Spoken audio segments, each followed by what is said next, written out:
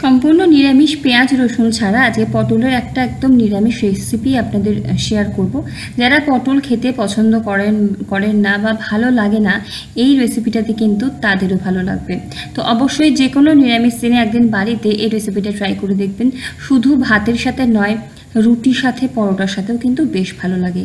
তো টক ঝাল মিষ্টি পটলের এই নিরামিষ রেসিপিটা চলুন দেখে নেওয়া যাক। বানানো সহজ আর সময়ও কিন্তু একদম কম লাগে।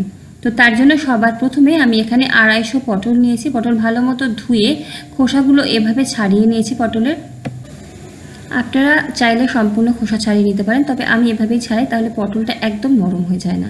তারপরে এভাবে কেটে নিচ্ছি, 4টে দাগ দিয়ে দিচ্ছি। যেখানে যে জায়গাগুলোতে খোসা ছাড়িয়েছি সেই জায়গাগুলো 4টে করে চিড় দিয়ে নিচ্ছি, অথবা ওপর নিচে এভাবে দুভাবে কেটে নিতে পারেন। তো এবারে পটলটা রেডি হয়ে গেল। রান্নার জন্য একটা মশলা তৈরি করে নেব। তার জন্য এখানে 1/4 কাপ পরিমাণে টক দই নিয়েছি।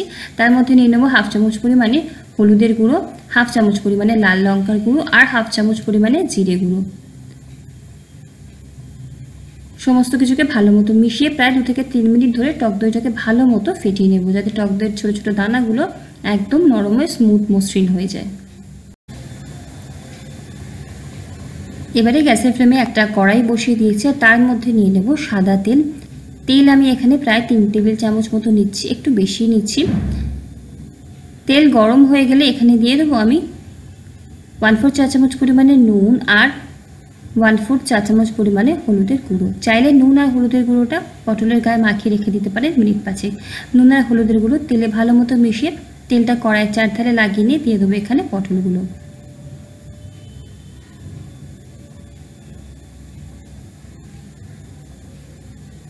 এবারে মিডিয়াম ফ্লেমে নাড়িয়ে চাড়িয়ে ভালো মতো পটলগুলোকে ভেজে নিতে হবে। একদম লাল করে ভাজার দরকার নেই, তবে হালকা একটু লালচে কালার করে ভেজে নেব।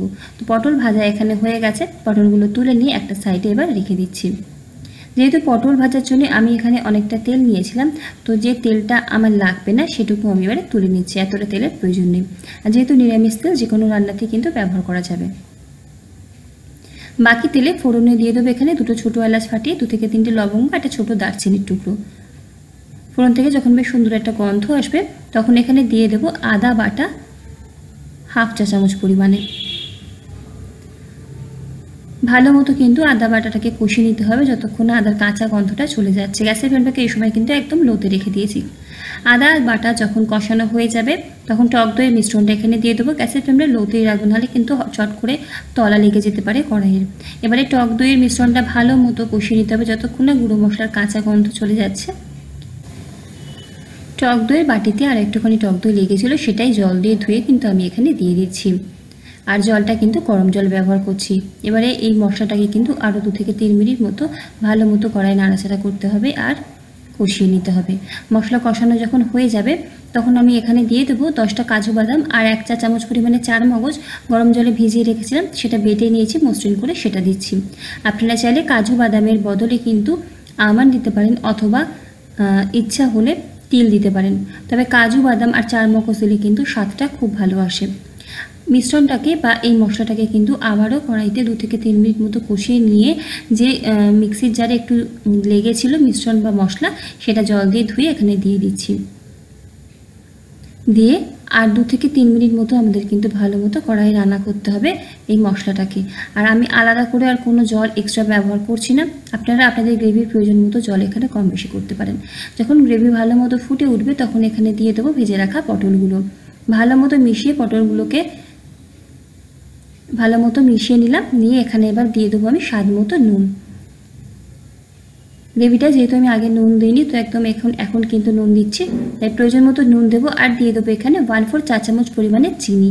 যেহেতু টক দই দিয়েছি আর নিরামিষ রান্না, চিনিটা কিন্তু ব্যালেন্স টেস্ট দেয়। যাদের অপছন্দ তারা দেবেন না, তবে আমার কিন্তু ব্যক্তিগতভাবে মনে হয় যে কোনো নিরামিষ রান্না বা রান্নাতে একটু চিনি ব্যবহার করলে রান্নার টেস্টটা ব্যালেন্স হয়। সমস্ত কিছু ভালো মতো মিশিয়ে নিয়ে ঢাকা দিয়ে 2 থেকে 3 মিনিট ধরে কিন্তু পটলটাকে রান্না করে নিতে হবে। তারপর এখানে দিয়ে দেবো 1/4 চা চামচ করে গরম মশলা গুঁড়ো। গরম মশলাটা ভালো মতো গ্রেভির সাথে মিশিয়ে নেব। এই সময় নুন আর ঝালের টেস্টটা করে নেবেন। আমি শুধু কিন্তু এখানে লঙ্কা গুঁড়োই ব্যবহার করেছি, চাইলে কাঁচা লঙ্কা চিড়ে দিতে পারেন। তারপর ঢাকা দিয়ে আরও 2 মিনিট মতো রেখে দেবো যাতে গরম মশলার ফ্লেভারটা ভালো করে চলে যায়। তাহলেই কিন্তু তৈরি হয়ে যাবে আমাদের এই নিরামিষ পটল। খেতে কিন্তু দারুণ হয়, রুটি পরোটা বা ভাতের সাথে দারুণ লাগে।